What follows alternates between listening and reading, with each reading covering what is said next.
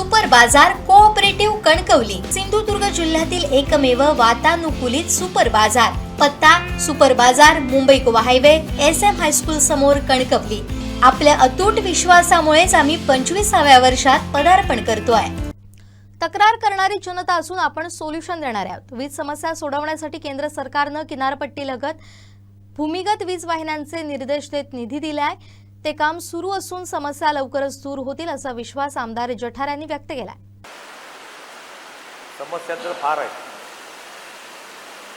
मी सहज पहिली एक गोष्ट सांगतो की अधिकारी आले नाहीत, आचारसंहिता सुरू आहे। काही लोकांना वाटलं ती कालच संपली की काय।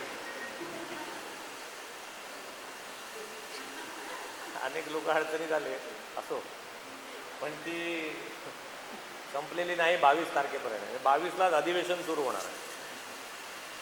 अधिवेशनामध्ये मी कोकणातल्या समस्या मांडण्यासाठी डॉक्टर साहेब माझे प्रयत्न चालू आहेत।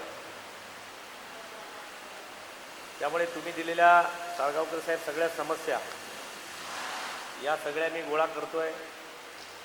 आज अधिकारी आले नसले तरी परत आचारसंहिता संपल्यानंतर तोपर्यंत अधिवेशन होईल, अधिवेशनात मांडेन, परत अधिकाऱ्याने घेऊन तुमच्या समोर मांडेन। हे काय एका जत्रेने काही देव म्हातारा होत नाही, जत्रा दरवर्षी यावी लागते। त्याची समस्या तर अनलिमिटेड आहे, म्हणजे एवढ्या अनलिमिटेड आहेत की हा काही राजकारणाचा विषय नाही। पण गमतीने सांगतो मी कधी कधी की 2014 पूर्वी 12-12, 10-10 तास लोड शेडिंग होतं। आणि खरं आहे आपण सगळ्यांनी भोगलेलं आहे, पण ते काय होतं काल भोगलेलं आज लक्षात राहत नाही। 14 नंतर मोदी साहेब असतील केंद्रामध्ये, राज्यामध्ये फडणवीस साहेब, शिंदे साहेब या सगळ्या मंडळींनी खूप प्रयत्न केले आहेत। आज किमान लोड शेडिंग हा प्रकार म्हणजे आपण जेव्हा म्हणजे मी हे सांगतो, माझ्या घरचं सांगत नाही, तुम्ही गुगल केलं किंवा आणखीन काही केलं, अधिकाऱ्यांकडून माहिती घेतली तर तुम्हाला आज गुगल बाबा घरात सांगतो। त्यामुळे किमान आज देशामध्ये आपण इलेक्ट्रिसिटी सरप्लस झालेलं आहे। जे लोड शेडिंगमध्ये आपल्याकडे इलेक्ट्रिसिटीज अवेलेबल नव्हती। या मोदींनी फर्स्ट टाइम डॉक्टर साहेब 1 ग्रिड 1 नेशन केलं। म्हणजे असा 14 नंतर असा निर्णय झाला की कुठलीही वीज कुठेही नेता आली पाहिजे। म्हणजे आपली वीज कुठे जर चंद्रपूरला निर्माण होत असेल ती काश्मीरला पण गेली पाहिजे। पूर्वी देशामधले ग्रीड डॉक्टर साहेब जोडलेले नव्हते। राज्याचे सेपरेट वीज त्या राज्यापुरती होते। बाजूच्या राज्यात सरप्लस असेल तर ती तुम्हाला घेता येत नव्हती, कारण ग्रीडने कनेक्ट नव्हते।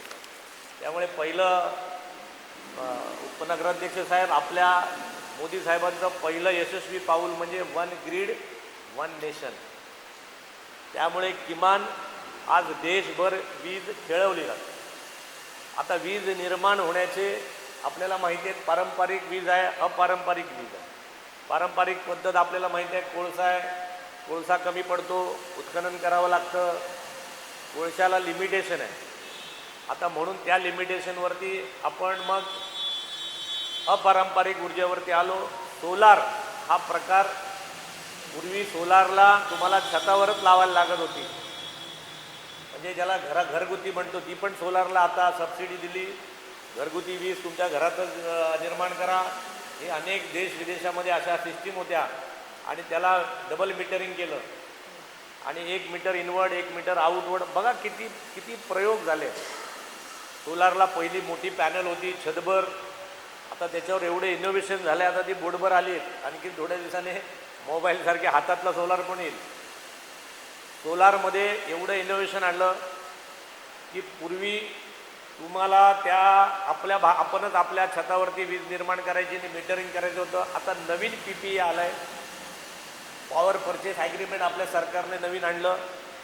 त्याच्यामध्ये त्यांनी असं सांगितलं डॉक्टर साहेब, आता कोकणासारखा भाग आहे, चेरापुंजीसारखा भाग आहे की ज्याच्यामध्ये पाऊस भरपूर पडतो, 6-6 महिने पाऊस आहे, ढगाळ वातावरण आहे, वीजच निर्माण होत नाही। मग काय करायला पाहिजे? मग ज्या ठिकाणी ऊन जास्त आहे, राजस्थानसारखा भाग आहे, धुळ्यासारखा आहे, जळगावसारखा आहे, बीडसारखा आहे, आता नवीन म्हणजे मी तुम्हाला तर जाहीर आव्हान देतो, तुम्ही उपनगराध्यक्ष आहात, तुमच्या नगरपालिकेच्या हद्दीत लागणारी सगळी वीज तुम्ही धुळा, राजस्थान किंवा बीड या भागामधला एखादा मोठा भूखंड घेऊन तिथे तुम्ही जेवढी इलेक्ट्रिसिटी जेवढी सोलारमध्ये निर्माण कराल तेवढं तुम्हाला ग्रीन सिटी म्हणून, ग्रीन शहर म्हणून तुम्ही जाहीर करू शकता. याच्यातला जो काही भाग आहे तो वाचवू शकता. म्हणजे समजा 10 रुपयाने तुम्हाला आज मीटरिंग पडत असेल तर माझ्या माहितीप्रमाणे ते 6 ते 8 रुपयाने मीटरिंग त्याचं पडतं. असे पण आता उद्योजक कामाला लागलेले आहेत. समजून घ्या, जिथे क्रायसिस असतो तिथे संधी असते. इकडे संकट आहे, तिकडे संधी आहे. केंद्र सरकारने कोकणाला जवळजवळ 1100 कोटी रुपये दिले आणि जाहीर केलं केंद्र सरकारने की समुद्र किनाऱ्यावरचे असलेले सगळे गाव, सगळी शहरं ही अंडरग्राऊंड वीज त्याच्यातनं तारा करून टाका. म्हणून तुम्हाला कदाचित सगळ्यांना माहिती असेल तो कोकणातला सिंधुदुर्ग, रत्नागिरी, रायगड अशी अनेक गावं आता ग्राउंड वीज करायला सुरुवात झालेली आहे. अनेक ठिकाणी चालू आहे, काही ठिकाणी हळू चालू आहे, काही ठिकाणी जोरात चालू आहे.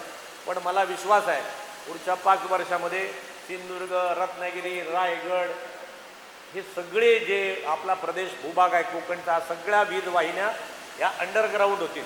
म्हणजे झाड तुटणं, झाड पडणं, फांदी तुटणं, सारखं कट ऑफ याला कुठेतरी आळा बसेल अशा प्रकारचं एक धोरण आपल्या केंद्र सरकार, राज्य सरकारने बाळांनो निर्माण केलं. आता हे मोठे मोठे प्रश्न सोडवले आहेत. आता छोट्या छोट्या प्रश्नातल्या अजूनही आहे.